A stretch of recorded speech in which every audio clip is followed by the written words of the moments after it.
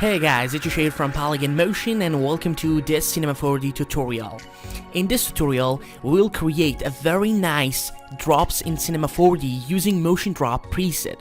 Actually, Motion Drop is a free preset, or we can call it a small plugin that allows you to create this type of drops and strokes or anything else that you can call it in Cinema 4D and in short time. So creating this type of drops using built-in tools of Cinema 4D without using this preset, it's possible you can create, but it takes lots of time to figure out with this shape, with wrapping, with all the things that you can do it using Motion Drop. So Motion Drop make this process very easier and very flexible to create.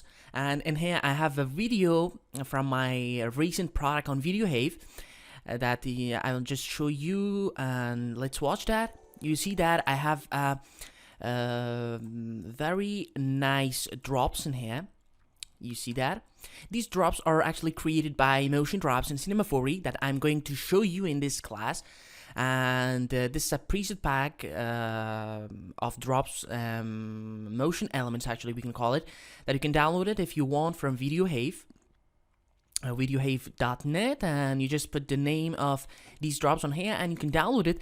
But in here I want to talk about the general form of creating these types of ribbons, actually these types of drops, and I'm not going to create all of these things that you see in here, but I'm just showing you how can you create these types of drops using the free preset called Motion Drops and some tips and tricks that we will talk about it in our lessons. So let's jump to Cinema 4D. In here I'm using Cinema 4D R16. You can use any version of Cinema 4D, but try to use the latest version of Cinema 4D because it has a lot of new features and for example, the render time is a lot faster than older version, and this version is not updated as well, very updated, very latest, because it's R16, and now the latest version of Cinema 4D is R18 that has a lots of new features that I recommend you to download it. And for me, I'm also trying to update to the new version of Cinema 4D. It has lots of new features, and I highly recommend you to check it out. So. Okay, let's dive into Motion Drops and how we can create these types of drops in Cinema 4D. So the first thing that you have to do is download the Motion Drops from the link that I've posted in the description. Once you download it, it's a very, very light size. It has a very light size. It's just about 500 kilobyte and very light size. Once you download that, copy the file to your Cinema 4D folder. So in here, I'm just using Windows. If you're using Mac, you just to find the Cinema 4D folder. I'm going to Program File, and in Program File, I'm finding Maxon Cinema 4D R16, and copy that into Browser folder of your library. In here, you see that I've pasted in here Motion Drops 101.library. So that is all. Once you do that, just close the folder and open your Cinema 4D, go to File, load Object Presets, and in here, alongside of these already built presets, we have our Motion Drop preset that we have installed. Just simply click on Motion Drop. Okay, once you select Motion Drop, you see that these materials are added into our scene, and also we have a group called Motion Drops, and this groups had a child nodes, child groups also that every one of them is a single stroke. Before going in depth of Motion Drop, if I slide the timeline, you see that this pre-built, pre-made strokes is created in my scene, and if I play this, you see that it's already animated and it has a very organic animation like this. So that is very cool, but there's a lot of things going on in the Motion Drop settings that you have to configure it the way that you want. So if I go to Motion Drop in this null object, the main group, Okay, and here we see a lot of parameters. For example, basic coordinate is the standard parameters for every object, but in generator we have different parameters. We have mesh, we have follow path, we have render, we have fong and dynamic body. So let's start from generator. Okay, in generator parameters, we can control the influence of these drops and how many drops we want. For example, in here we have 6 drops that we can check on or check off these ones, and here it's in default mode. The drop 1 is check on. That means that we have 1 drop in here, and if I check on the drop 2, you see that we have another drops like this. If I increase it, you see that we have 6 drops.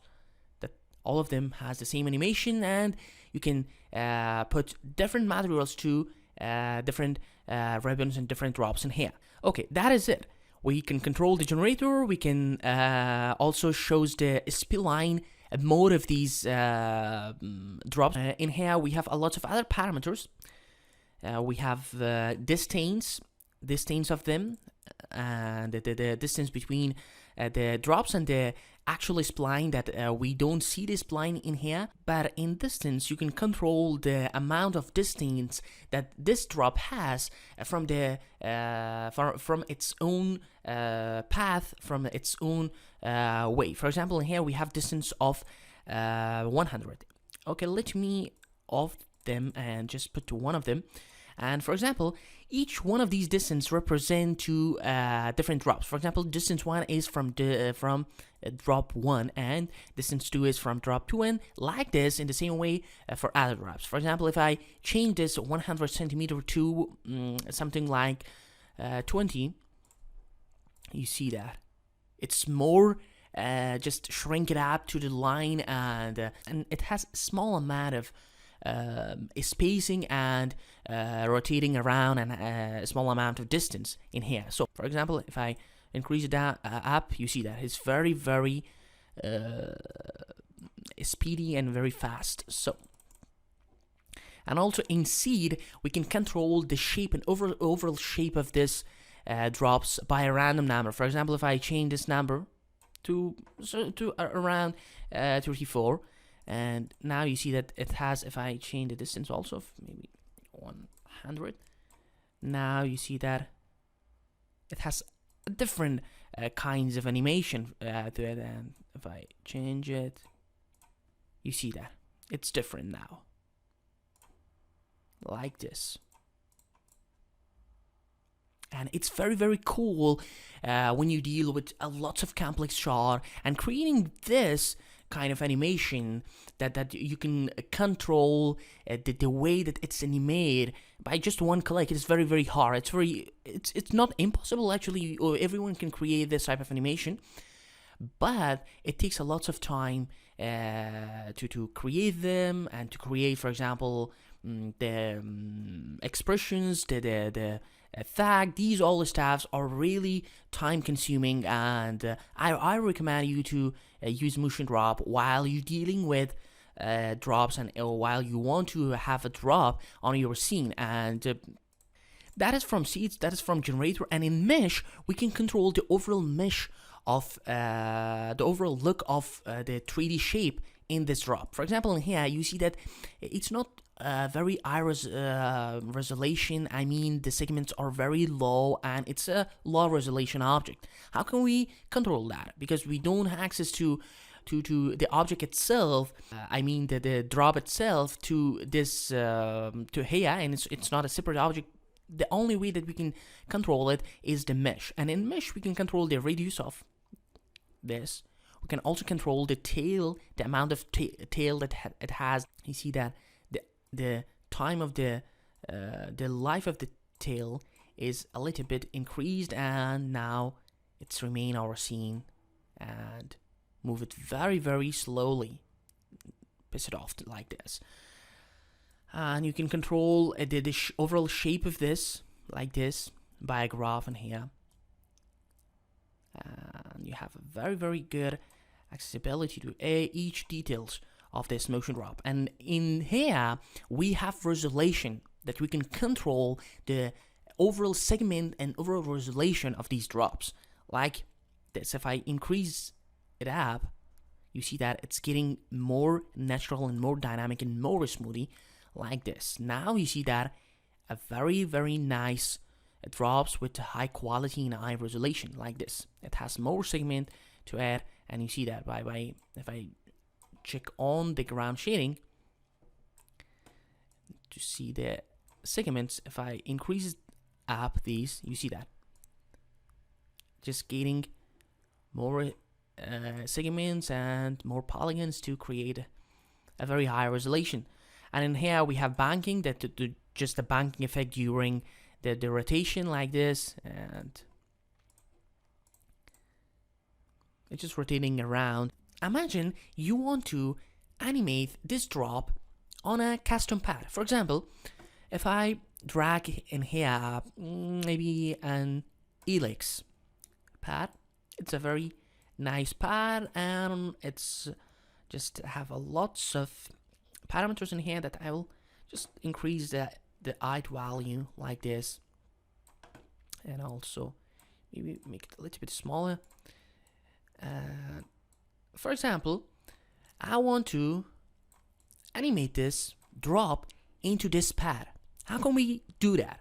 Okay, simply in here we have follow pad. We have a spline path, just a selector, and also the position. Very simply, just change the spline to an editable spline. For example, just okay, to do that, press C on your keyboard, and now it is a spline object. It's an editable spline that you can edit it, and go to motion drop. In follow pad, just drag LX to this spline path. Now if I play this, and keep in mind that, and one thing, keep in mind that when you slide this over the time, you see that it is getting very bad animation and something like that. But every time that you just change a parameter of motion drop, you have to start from 0 and raise it to the default, and start from 0 frame and play it to see the final look. Otherwise, you get a very chunky result, and it will be not good for you. So play forward. Now you see that it just somehow, but it does not follow the pad. Actually, it is stacked to the first point of pad. It doesn't have any animation. So that is why we have a position slider control in here, that we can put, that we can animate this and change the position of this drop to different areas of this spline. For example, if I change the position of it to something like 50, if I play this, you see that it just moved from the first point to something in here, that it is the 50% position of this spline. So how it look when we animate this position? So let's do that.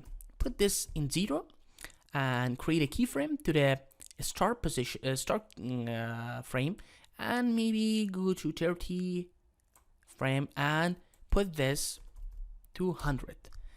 Now if I play this, you see that it's very, very beautifully follow the path over the time, like this. And also you see that it's not completely stacked to the pad. It has a little bit distance. This distance is the exact parameter that we've talked about it in the previous lesson, and generator. This distance that I have mentioned on the previous lesson. When we change this distance to 100, it means that it has a very, very it has some amount of distance from the actual pad. If I put this and change the value to 0, now watch this. It is completely follow the pad without any distance, like this. It's over the pad and on the pad actually. And like this, we can, on our second drop like this, all of them are animated already, and you don't have to put and do the repetition action to repetition work to all of those extras. All of them are animated like this. And if I put all of them just on all of them, you see that. How cool is this? Very nice. In follow pad, we don't have anything else, just position and spinning pad, and it is already done the job, and it's very, very cool. So in render, we have seen by ambient occlusion, AO, that the short form of ambient occlusion, and seen by GI, the global elimination. If you want to, for example, have ambient occlusion effect, let me go to render setting to show you what I mean on ambient occlusion and global elimination. And now, if I drag a light in here,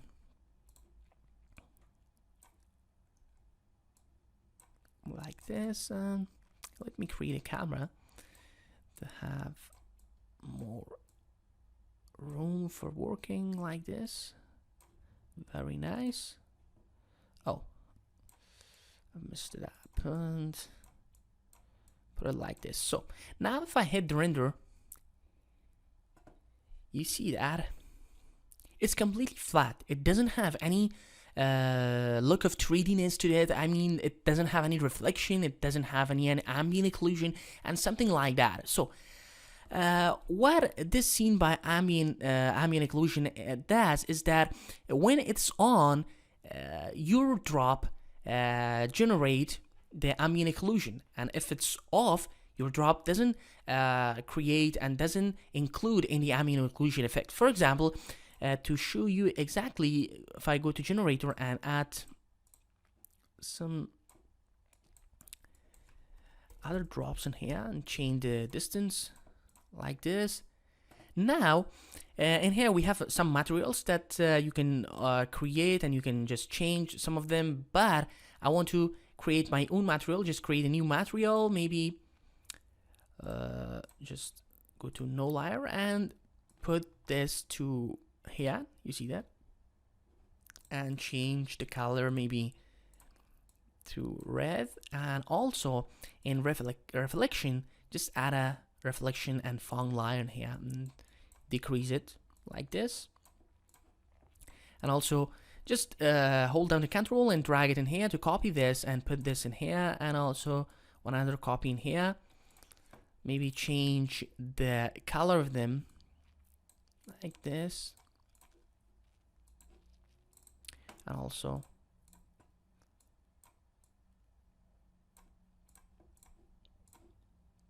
like this. So now if I hit the render button, you see that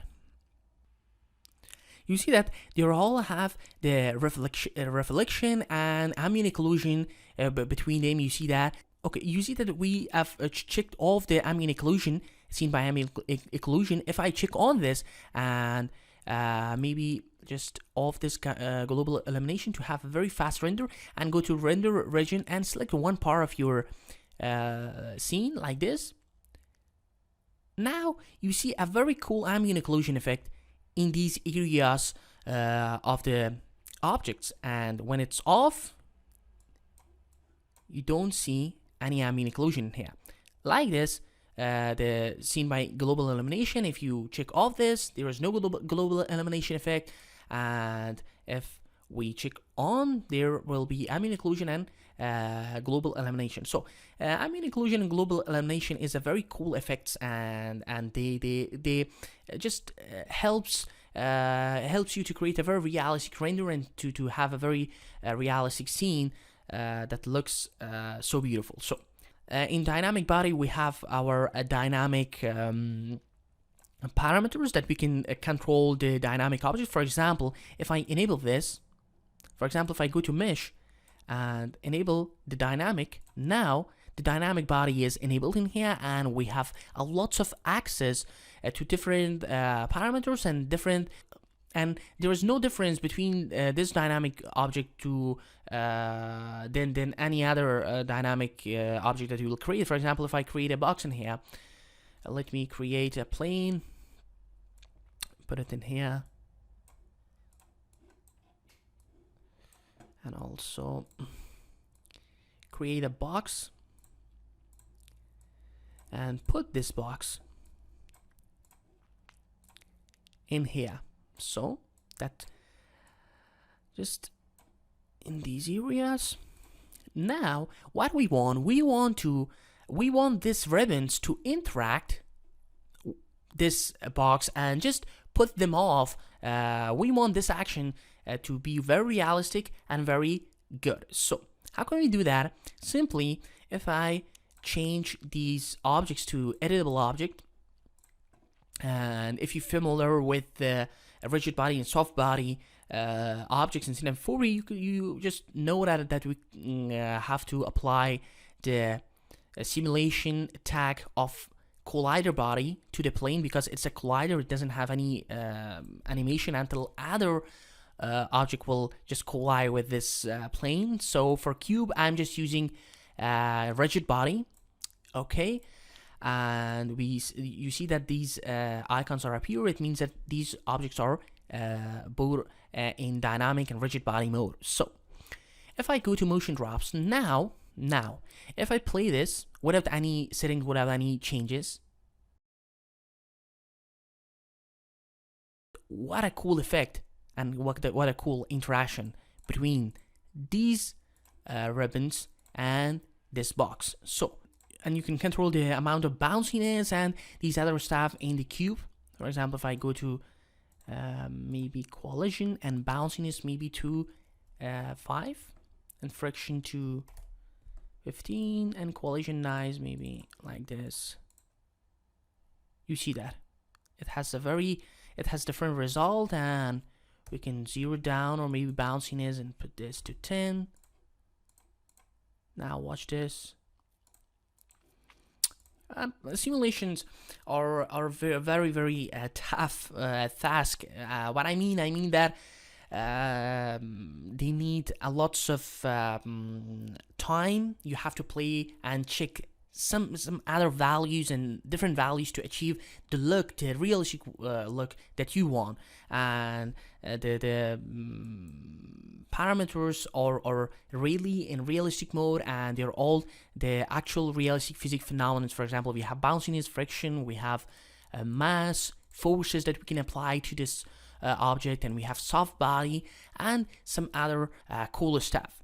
And also, one other things that I want to mention, that you can create some other types of strokes and lines and things like this with MoGraph tracer and with MoSpline, with lofting in here, with lofting and these other stuff, but they are time consuming. You have to do a lot of manual work, you have to do a lot of things to achieve this kind of result. Okay guys, hope you enjoyed from this tutorial, and don't forget to subscribe for great motion graphic tutorial. Also, if you have any question, feel free to comment on the description below of this video. My name is Richard from Polygon Motion. We will see you next time.